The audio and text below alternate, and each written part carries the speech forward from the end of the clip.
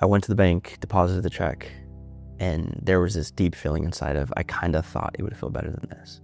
And I actually was met more so with rage, because there was this deep sense of, I told you I can do it without you. And it was this sense of I was mad at God.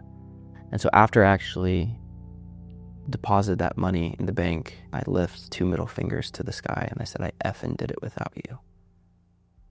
Because moments prior, I was crying and asking him to save my marriage, asking him to save my life and my career and all these things that I thought he put into my life. And I was just so bitter and angry. But he was the one thing that I could actually put my rage at, because in my opinion, God is the one that held me back all those years.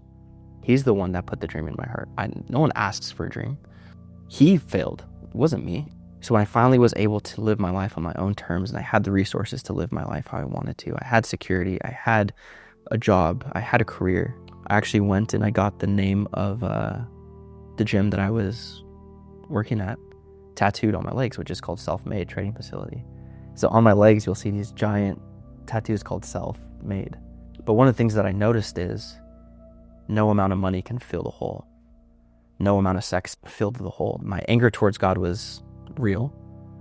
And what I tried to fill that anger and that hurt with just ultimately grew the gap and grew the hole and grew the deficit that was truly in my heart. And again, the same pattern happened again when you build your life on another identity. And when storms come, when hardship comes, it falls apart at the seam. And so that's ultimately what happened when my house got taken away because I couldn't afford the bills anymore. My relationship was lost, cars taken away, lost everything. And I just didn't have enough fortitude to lift myself out of that again. So I just felt my life would be better if I wasn't here. People would be better if I wasn't alive. But then the God that I crashed into Townsville, it wasn't a God who cared about what I did. Like, I didn't come across a God who was like, you see, you should have listened. This is why you don't have sex before you're married. You see, this is why you don't go and party and do drugs. You see, this is why you don't, hang around bad people. It wasn't that. It was, let me hold you. It was like, let me breathe on your wounds. You don't have to carry this. You're carrying things that are far greater than you were ever intended to carry. It was this invitation of kindness. It was this invitation of mercy. It was, you didn't belong there, you belong here. It was this place of identity. It was like, you don't have to do anything for me. Like, it was the first place where I felt like I was just seen.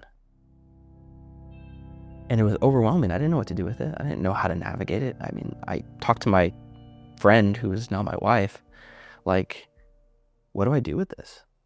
Like, because it was just such an overwhelming, non-earning, something I really didn't deserve place of belonging and acceptance. And that's all I've ever wanted. That was all I just wanted to know that I was good enough for somebody.